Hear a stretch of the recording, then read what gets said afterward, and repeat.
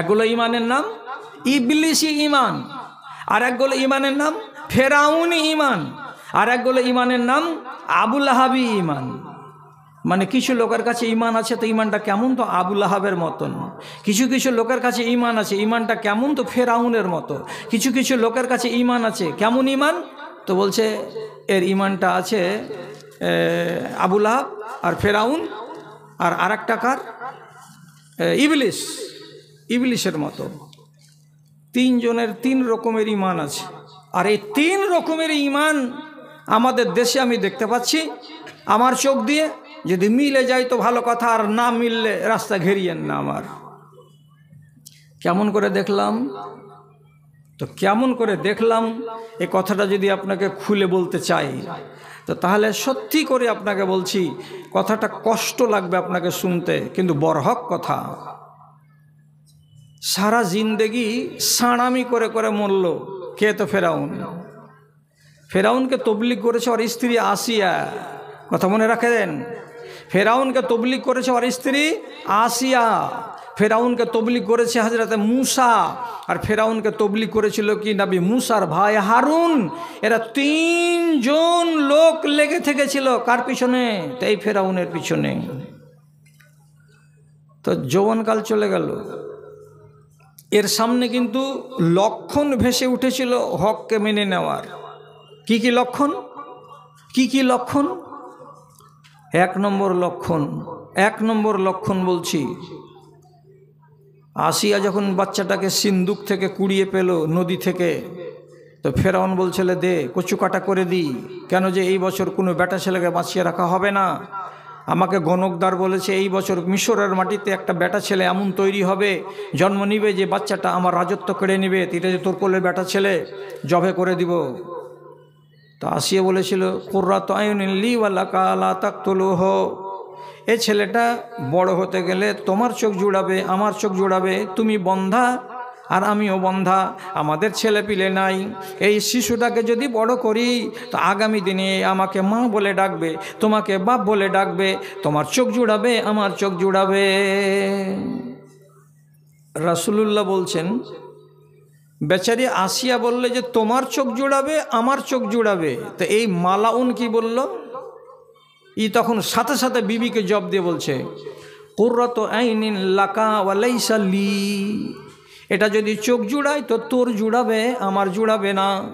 সেদিন যদি এ কথাটা না বলতো ফেরাউন মারদুদ, তাহলে বড় হওয়ার পরে মুসা নবীকে মেনে নিত, আর তার স্ত্রী যেমন জান্নাতি হয়েছে সেও জান্নাতি হতে পারত, কিন্তু জান্নাতের পথটাকে নিজেই বন্ধ করে দিয়েছিল, মানেনি। এবার যখন বড় হলো নবী মুসা, ওকে তাবলীগ করতে এলো, এই করো আর সেই করো, তো তখন বললো এই আমার বাড়িতে বড় হয়েছিস, হয়ে ফের আমার সামনে এসব কি কথা তুললি, যেখানে বাঘের ভয় সেখানে সন্ধ্যা হয়, তোকে আর তোর সম্প্রদায়কে দেখে নিতে পারবো এতখানি ক্ষমতা আল্লাহ তাআলা আমাকে দিয়েছে, দেখবা তো কি দেখবা। তো আল্লাহ তাআলা মুসা নবীকে একটা মুজেজা দিলেন। মুজেজাটা কি, তখন লাঠি, যেখানেই যাবেন লাঠি কেনা হাতে, লাঠিকে যদি হাত থেকে শুধু জমিনে ছেড়ে দেন সাথে সাথে সাপ হয়ে যাবে, হাতে যদি খপ করে ধরেলেন তো একদম ডান্ডা হয়ে যাবে। একদিন জিজ্ঞেস করে বলছে এই তুই যে আল্লাহর বান্দা, আল্লাহর বান্দা, আল্লাহর নবী করছিস, তো তোর কাছে কি প্রমাণ আছে? ওর চোখের সামনে লাঠিখানাকে জিমনি ফেলে দেওয়া, একবারে আলাদ সাপের মতো কালো হয়ে এমনি করে ফনা তুলে দাঁড়িয়ে গেছে। আর যেমনি ফনা তুলে দাঁড়িয়ে যাওয়া, ফেরাউন বলছে ওরে সুবহানাল্লাহ, কত বড় জাদুঘরের বেটা জাদুঘর, জলদি করে সাপকে হটা। নবী মুসা সাথে সাথে ফেরাউনের ভয় দেখে খপ করে যেমনি হাত দিয়ে ধরলেন, লাঠি হয়ে গেল। সাথে সাথে বলছে তোরকে আল্লাহ তাআলার কি দিয়েছে? তখন নবী মুসা আলাইহিস সালাতু ওয়াস সালাম নিজের ডাইন হাতখানা এমনি করে বগলে লাগালেন, আর বগলে লাগাবার সাথে সাথে এমনি করে যেমনি বের করবেন, হাত দিয়ে জিরো বল্বের মতন পিলিক পিলিক পিলিক পিলিক করে হাতটা জ্বলতে থাকবে, জ্বলতে থাকবে, জ্বলতে থাকবে। বলছি এটাও মুজিজা নয়, এগুলো সব জাদু। তো বলছে জাদু? তো তোর দেশে জাদুকরটিকে ডাক, কত বড় সিয়ানা আমি যদি জাদুঘর হইতো। বলছে হ্যাঁ আছে, আমার দেশে অনেক সিয়ানা আছে, তো ডাক। কোনখানে ডাকবে? আমার দরবারে ডাকবে।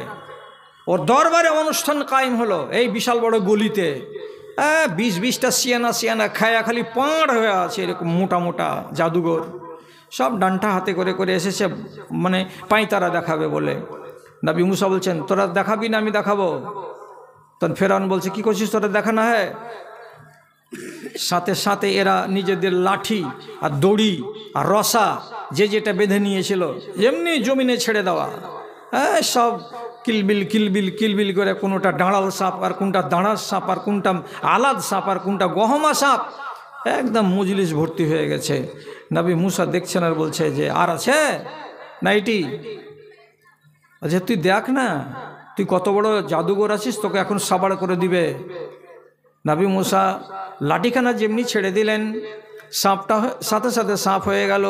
সাপটা কত বড় হলো, তো বলছে আর নিচকার চোয়ালটা মেঝেতে লেগে আছে আর উপরের চোয়ালটা ফেরাউনের বাড়ির কার্নিশে লেগে আছে। এতখানি চওড়া মুখ করে দিয়ে তাকালো, আর তাকাবার পরে ওইখানে যতটি সাপ ছিল সবটিকে এক এক এক এক করে সবটিকে গিলে ফেলে দিল, পেটের ভেতরে ভরে নিল। আর যেমনি পেটে ভরা হয়ে গেল, নবী মুসার সাথে সাথে খপ করে লাঠিটাকে ধরে ডান্ডা বানিয়ে নিলেন, সাপটাকে ধরে ডান্ডা বানিয়ে নিলেন।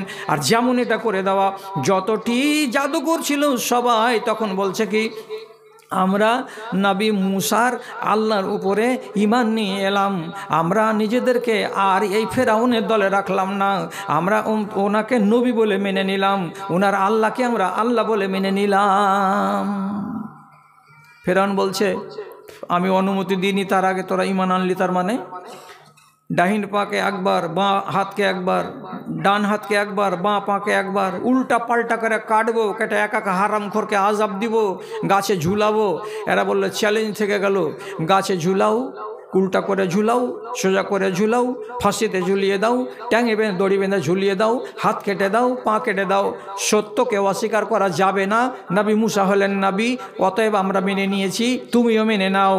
ফেরাউনের সামনে দরজা খুলল, কিন্তু ফেরাউনের মতো আন্ধা কবুল করলো না। দেখছেন, তারপরে আর একদিন হয়েছিল 10,000 বানি ইসরায়েলিকে নিয়ে নবী মুসা ফেরাউনের সন্ত্রাসকে থামতে না পেরে নীল নদী পার করে এপারে আসছিলেন। ময়দানটার নাম তিহের ময়দান। তো আল্লাহ তাআলা 12,000 মানুষকে এপার থেকে ওপার থেকে এই পার আনার জন্য নীল নদীতে রাস্তা বানিয়ে দিয়েছিলেন মুসা নবীর এক লাঠির আঘাতে। যখন হাই রোড হয়ে গেল, 12,000 লোক ওপার থেকে এপার চলে আসলেন, রাস্তা রাস্তা হয়েই আছে। ফেরাউন তার সৈন্য সামন্ত নিয়ে তাড়তে তাড়তে তাড়তে তাড়তে চলে আসছে। আর আসার পরে নদীর কিনারায় রাস্তা দেখে তখন সবটি লোককে ডেকে বলছে, রে